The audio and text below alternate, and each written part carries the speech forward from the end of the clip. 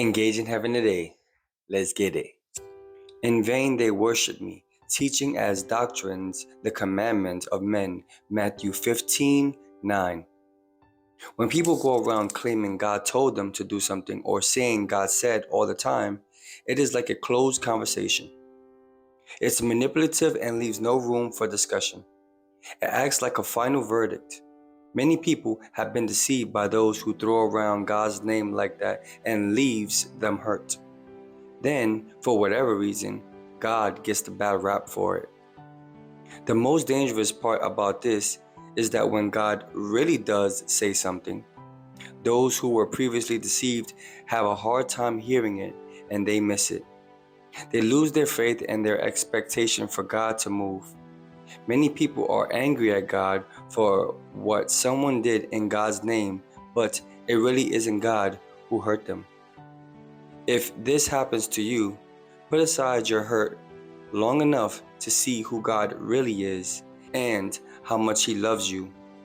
He has never broken a promise to you or led you astray.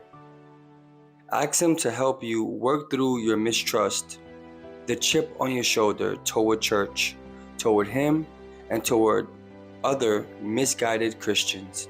Brothers and sisters, there are many Christians hurting to this day based on a prophet lie or something that someone claimed they heard God say to tell a person. And ultimately, every prophecy comes to pass when it's from God. But when a person is waiting upon the Lord to move and never sees a result, that person or individual gets hurt along the way and then thinks it's God's fault, or maybe God lied. Brothers and sisters, God never lies. So if it's you or another individual, just know and remember that God has never left us nor forsaken us. That when He says something, He always comes through 100%. It's not always in our timing, but He always comes through. It's on His perfect timing. If you've been lied to or prophet lied to, brothers and sisters, take a second, pray to God and ask Him to soften your heart.